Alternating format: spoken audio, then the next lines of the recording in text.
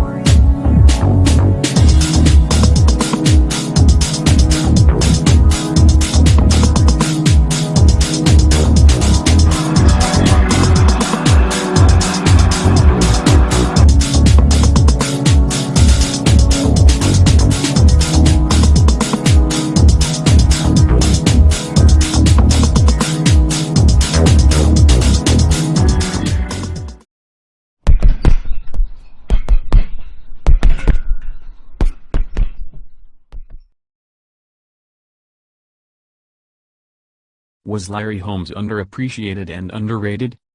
The Easton assassin Larry Holmes, career overview and commentary. Brought to you by Big Tex from Stick to the Jab Boxing. Larry Holmes, born November 3, 1949, in Cuthbert, Georgia, USA, is a professional boxer that competed in the ring from 1978 to 2002. Nicknamed the Easton Assassin, Holmes grew up in Easton, Pennsylvania, USA. Larry was a street fighter in his youth and entered organized boxing at a local area youth center. Larry was a legitimate competitor. He won 19 of his 22 fights and several titles before the age of 24. He was destined to be great from the very start. Larry had a left jab that was highly rated and legendary. It was hard and punishing. It is still revered as one of the best jabs in pro boxing history. He was a boxer-puncher with great hand speed and power. Larry Holmes was considered to be a master boxer by many. His accomplishments in the world of boxing are simply astonishing. Larry Holmes was a former WBC heavyweight title holder. He held that prestigious title for 5 long years from 1978 to 1983. He also held the Lineal and Ring magazine titles from 1980 to 1985. As a youngster, I remember watching Holmes. He marveled and stunned crowds and his opponents with his great hand speed, slick footwork, and his incredibly stiff and precise jabs. I must also mention that Holmes held the inaugural IBF heavyweight title during the years previously noted, from 1980 to 1985.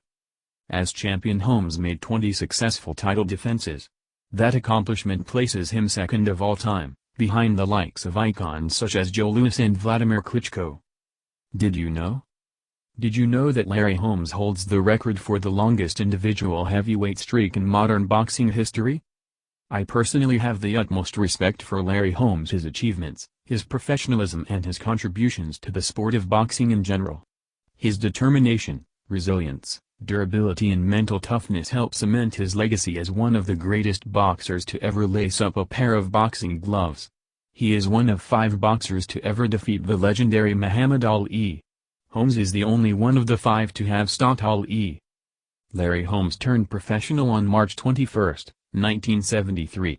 Early in his career, Larry worked as a sparring partner for the likes of Muhammad Ali, Ernie Shavers, and Joe Frazier. After being a sparring partner for many boxing greats, Holmes started to take on fights in the professional ranks but struggled to establish his identity and gain the full respect he deserved as being a top-rated fighter. The 70s and the 80s. On June 9, 1978, Holmes won a 15-round decision over Ken Norton for the WBC, World Boxing Council, heavyweight title. He later defended that title 17 times between the years 1978 and 1983. During that time Holmes claimed wins over Leon Spinks, Ernie Shavers, and Jerry Cooney. On October 2, 1980, Holmes defeated the legendary Muhammad Ali in 11 rounds, proving to the world that he belonged amongst the best in the heavyweight division. 1983 was a very difficult year for Holmes as he had many trials and disagreements with promoter Don King. Unfortunately, Holmes relinquished the WBC title that same year. The good thing is that Larry Holmes was still regarded as the International Boxing Federation champion. He defended the title 3 times and then was defeated by Michael Spinks on September 25, 1985. Retirement. Holmes retired from boxing shortly after the loss to Spinks. Return. Holmes decided to come out of retirement in 1986. He took a rematch against Michael Spinks, but unfortunately, he lost the fight. Still taking big fights. In 1988, Holmes took a huge fight, his opponent, the powerhouse, Iron Mike Tyson. The referee called a halt to the fight in the 4th round after Holmes had encountered 3 early knockdowns. The loss was a disappointing one for Holmes, who really wanted to make a good show of himself against the fighter that was terrorizing the heavyweight division at the time. The 90s. In 1992, Holmes defeated Merciless Ray Mercer. After beating him, Larry was advanced in the rankings, which put him in a good position to face Evander the Real Deal Holyfield, who defeated him in a decision victory. Onward and forward. April 8, 1995, served to be a special time and moment when Larry Holmes challenged Oliver McCall for the WBC Heavyweight Championship. The fight went the distance, but Holmes fell a little short and lost in 12 rounds. Still got it. After the Oliver McCall defeat, Holmes went on to win his next 4 fights. Challenging for the IBO International Boxing Organization heavyweight title. On January 24, 1997, Larry Holmes challenged Brian Nielsen for the IBO heavyweight title, but unfortunately, he was defeated by Nielsen in that bout. The year 2000 and beyond. On November 17, 2000, Holmes fought against Mike Weaver. He won by TKO victory in the 6th round. Holmes fought Eric Butterbean on July 27, 2002, he won that bout in the 10th round. Retirement from boxing. In the year 2002, Larry Holmes retired from the sport of professional boxing. He had a stellar career. His final boxing record was 69 wins, 44 by way of knockout and only 6 losses. In 2008, Larry Holmes was honored and inducted in the International Boxing Hall of Fame. Valid question. This poses a valid question. What would have happened if Larry Holmes was 5 or 7 years younger when he fought Mike Tyson? So, why was Larry Holmes underappreciated and underrated? Here is a 1982 quote from trainer Eddie Futch. "He hasn't gotten the recognition he should have," Futch said. "When they compare him to the fellows who are around today, he will. When you dominate your field, regardless of when it is, you have to be accorded. There's nobody to push him to the limits. There are Class A contenders, but he's Triple-A. Eventually, the public will realize this. It's just that he came behind all E. A lot of his talents aren't recognized." Here are some key points to consider about Larry Holmes. Larry Holmes paid his dues and fought all contenders. This man was undefeated until his 48th pro fight. Larry Holmes is only one to ever defeat Muhammad Ali in a title fight. He had 20 title defenses. Holmes arguably had one of the best jabs in the boxing business. He possessed the sharpest right hand as well.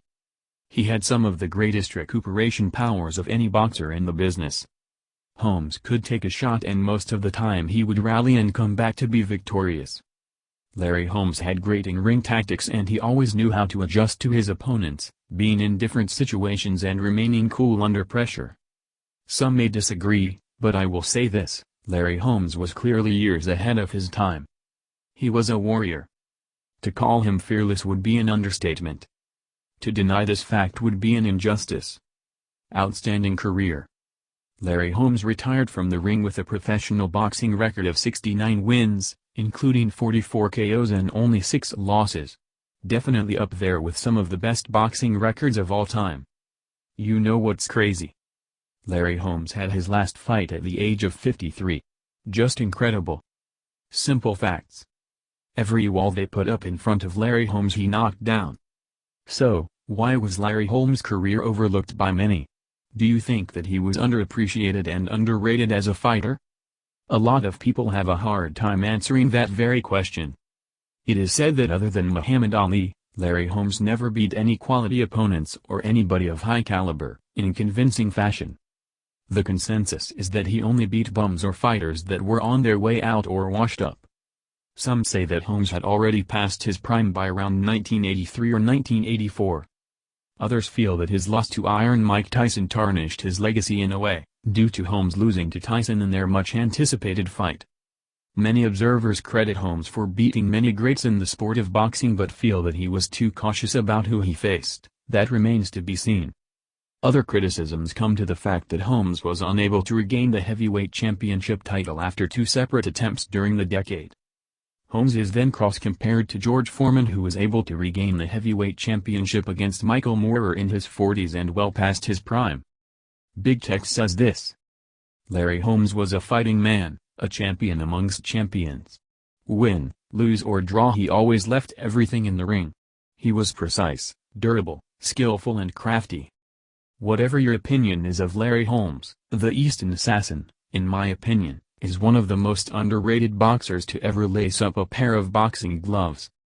Some critics still refuse to give him his just due, but that doesn't change things here for us at Stick to the Jab Boxing, or his millions of fans from around the world. If you know boxing, like him, or hate him, Larry Holmes will go down in the history books as one of the greatest boxers of all time. We want to hear from you. You be the judge. So tell us, boxing fans, we are curious to know what you think. Was Larry Holmes underappreciated and underrated?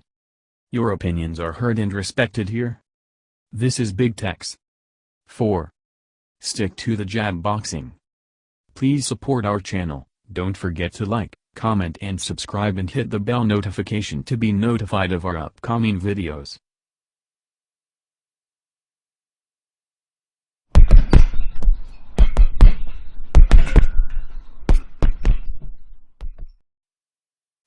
Protect yourself at all times, and what I say you must obey. Good luck. Touch 'em up, Brenna Swate.